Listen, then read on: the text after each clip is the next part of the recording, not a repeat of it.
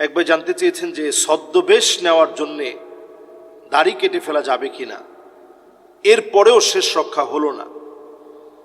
আমরা বাংলাদেশে অল্প কিছুদিনের ব্যবধানে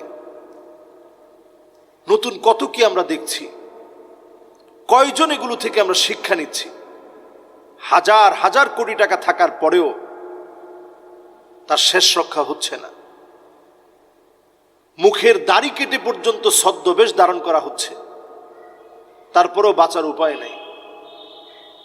জালেমদেরকে আল্লাহ রাব্বুল আলামিন যখন পাকড়াও করেন, ইন্না বাতশা রাব্বিকা লাশাদীদ, এই পাকড়াওটা বড় কঠিন হয়। আল্লাহর পাকড়াওটা বড় কঠিন হয়। আল্লাহ তাআলা জালেমদেরকে ঢিল দিতে দিতে দিতে দিতে শেষে এসে যখন পাকড়াও করেন, চতুর্দিক থেকে পৃথিবী প্রশস্ত হওয়া সত্ত্বেও তাদের জন্য সংকীর্ণ হয়ে যায়। চিন্তা করেন, ছদ্মবেশ ধরতে হলো, দাড়ি কেটে ফেলতে হলো।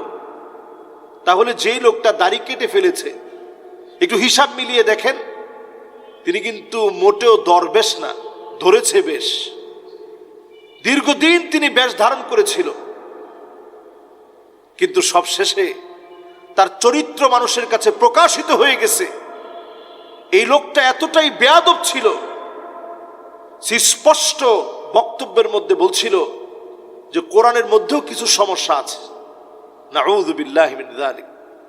এই লোকটা বলছিল যে কোরআনের ভিতরেও কিছু সমস্যা আছে। এই কথা যদি কোনো মুমিন বিশ্বাস করে, তার ঈমান থাকবে না।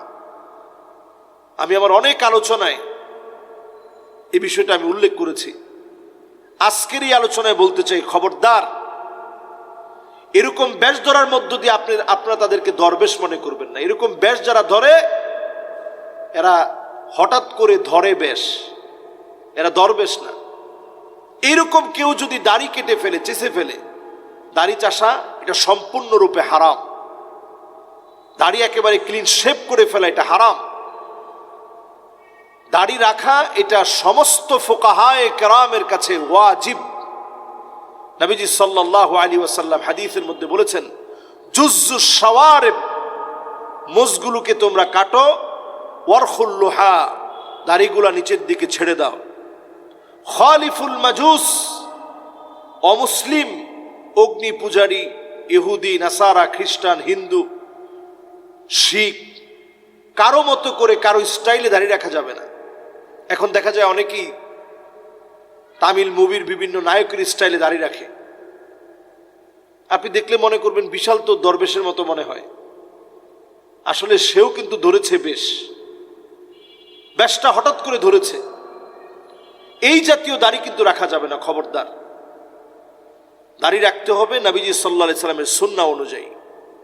যে ব্যক্তি সম্পর্কে বলছি, আপনারা তাদের জুলমের শিকার হতে হতে এখন তারা যখন বিচারের আওতায় আসছে, একটু তাকায় দেখেন, যেই লোক দুদিন আগেও আইন নিয়ে নাড়াচাড়া করেছে, তার পক্ষে দাঁড়ানোর মতো একটা উকিল খুঁজে পাওয়া যাচ্ছে না।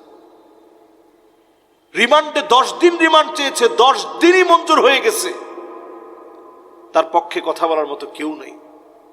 আল্লাহ তাআলা বুঝিয়ে দিচ্ছেন, জালেমের জুলুম বেশি দিন চলে না।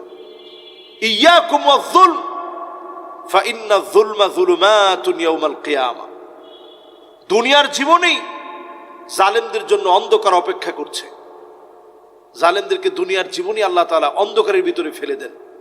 এতটা অনিশ্চিত হয় ওই অন্ধকারের পথ, এতটা দরজা বন্ধ হয় ওই অন্ধকারের পথ, কখনো কখনো পালানোর মতো কোনো জায়গা পাওয়া যায় না। নৌকায় উঠে পালানোর চেষ্টা করে, নিজের প্রাইভেট বিমান থাকা সত্ত্বেও যাওয়ার মতো কোনো অবস্থা থাকে না। তখন চিন্তা করে পোশাক সব বাদ দিয়ে লুঙ্গি পরে পালানো যায় কিনা, সেই পথটাও খুঁজে পাওয়া যায় না। আল্লাহ তাআলা এগুলো থেকে আমাদের জন্য নিদর্শন রেখেছেন। দুনিয়ার জীবনে এই সমস্ত বিষয় থেকে নিদর্শন গ্রহণ করো। ফেরাউনকে আল্লাহ তাআলা শুটকি বানিয়ে আজ অবধি আমাদের চোখের সামনে রেখে দিয়ে আল্লাহ তাআলা নিদর্শন হিসেবে বোঝাচ্ছে, ওইটা যেমন নিদর্শন, এইখান থেকেও নিদর্শন গ্রহণ করো। কোনো অবস্থাতেই আপনি নিজের দাড়িগুলো কেটে ফেলতে পারেন না, আপনি আপনার ইসলামকে বিসর্জন দিতে পারেন না। নিজের নেতা, দল, রাষ্ট্র এগুলোর চাইতে ইসলাম আমার কাছে কোটি কোটি গুণ বড় হতে হবে। এই মানুষগুলো যুগ যুগ ধরে ধোঁকা দিয়ে গিয়েছে। এখনকার সময় এক এক করে সব আমাদের কাছে প্রমাণিত হচ্ছে। আল্লাহ রাব্বুল আলামিন আমাদেরকে হেফাজত করুক, বোঝার তৌফিক দান করুক।